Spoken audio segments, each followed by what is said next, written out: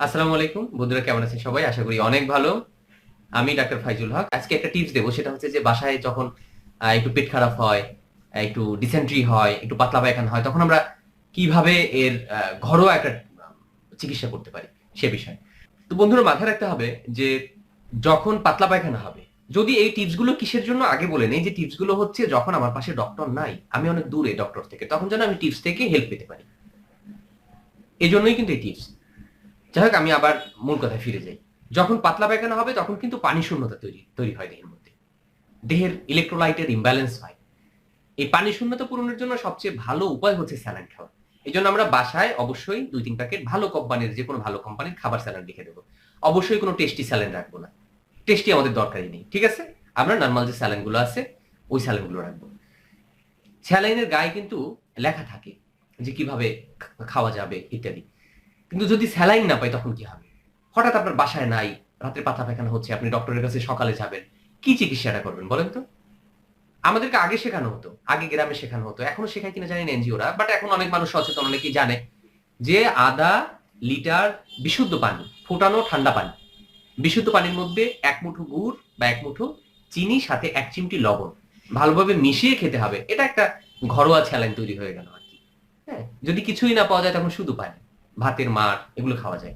তো এটা তো আমরা করলামই। বাকি এছাড়া আমরা ২ টা টিপসের কথা আপনাদের জানাই। খুব ভালো রেজাল্ট আসে।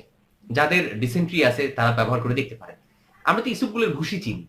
ইসবগুলের ভুসি আ আমরা কি করব? লোহার যে কড়াই আছে না? লোহার কড়াই, মাথায় রাখেন, লোহার কড়াইকে আমরা হালকা আঁচে ভেজে রাখবো যেন পুড়ে না যায়। ভেজে একটা কাঁচের পাত্রে রেখে দেব। বাসায় থাকলো। দড়ি ডোজ ৪৮ গ্রাম আমি রেখে দিলাম। বা আমি আপনার ইচ্ছা মতো আপনি রাখলেন। এখান থেকে খাওয়ার নিয়মটা হচ্ছে রাতে, প্রতিদিন রাতে ১২ গ্রাম এরকম ওই যে ভেজে রেখে দিয়েছেন আপনি ইসবগুলের ভুসি, ১২ গ্রাম ইসবগুলের ভুসি, সাথে ৬ গ্রাম চিনি। এগুলো তো বাসায় পাওয়া যায়, হাতের নাগালে। এগুলো খেতে পারেন। এটা একবার খেলেই সাধারণত রেজাল্ট ভালো চলে আসে। অনেক সময় আছে সকালে রাত্রে ২ বারও খাওয়া যায়। বন্ধুরা, আমরা তো অনেকেই গ্রামে থাকি। আমরা পেয়ারা গাছ চিনি, আমরা জাম গাছও চিনি। অনেকের যারা শহরে থাকে শখে ছাদেও লাগায় এটা। আর গ্রামে তো আছেই। তো একটা মানে সহজ একটা টিপস দেই। সেটা হচ্ছে, যদি কারো এরকম পেটে সমস্যা হয়, পেটের সমস্যা বলতে কিন্তু আমি ডিসেন্ট্রিটা বোঝাচ্ছি এখানে। হ্যাঁ? যদি এরকম ডিসেন্ট্রি হয় তাহলে কচি আপনার জাম পাতা আর কচি পেয়ারা পাতা ১২ গ্রাম ১২ গ্রাম করে নেবেন।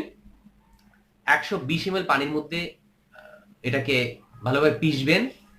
পিষে এর সাথে ২ চা চামচ চিনি মেশাবেন। পিষবেন, পিষার পর কিন্তু সেকে নেবেন, আসলে সেকে রসটা বের করে নেবেন। রস বের করে এর সাথে ২ চা চামচ চিনি মেশাবেন। হয়ে গেল সুন্দর একটা ওষুধ। রোজ ২ বার খাওয়া যায়, ৩ বারও খাওয়া যায় অবস্থা অনুযায়ী। এটা কিন্তু বড়দের ডোজ। ছোটদের জন্য ডাক্তারের পরামর্শ ছাড়া ব্যবহার না করাই ভালো। আর কমন একটা মেডিসিনের কথা বলে দিই। মেডিসিনটা হচ্ছে ইউনানি মেডিসিন। একটা বলবো না দুইটা? দুইটাই বলে দিই। একটা ইউনানি, একটা আয়ুর্বেদিক। নিজের বাসায় বসে চিকিৎসা করতে পারবেন। তবে এগুলো ফার্স্ট এইড, প্রাইমারি চিকিৎসা। বেশি সমস্যা হবে তো ডাক্তারের কাছে দৌড়। হ্যাঁ, এগুলো ডিসেন্ট্রির জন্য, পাতলা পায়খানার জন্য বেশ ভালো কাজ করবে। যে টিপস গুলো আছে তো বললামই। এছাড়া যদি বাসায় দিয়ে একটা ওষুধ রেখে দেন, আপনারা রেখে দিতে পারেন। একটা হচ্ছে বেলগিরি গ্রুপের একটা মেডিসিন। বেলগিরি গ্রুপের মেডিসিনটা অনেক কোম্পানি করছে। বাংলাদেশে অনেকগুলো কোম্পানি আছে। বাংলাদেশে একটা কোম্পানি আছে ডিপ্লেট। ডিপ্লেটের ইউনানি ডিভিশনের একটা মেডিসিন আছে, অ্যাডাল্ট সিরাপ। এটা বেলগিরি গ্রুপের একটা মেডিসিন। আর সবচেয়ে কমন মানে অ্যাভেলেবল যেটা পাওয়া যায় সেটা হচ্ছে হামদর্দের।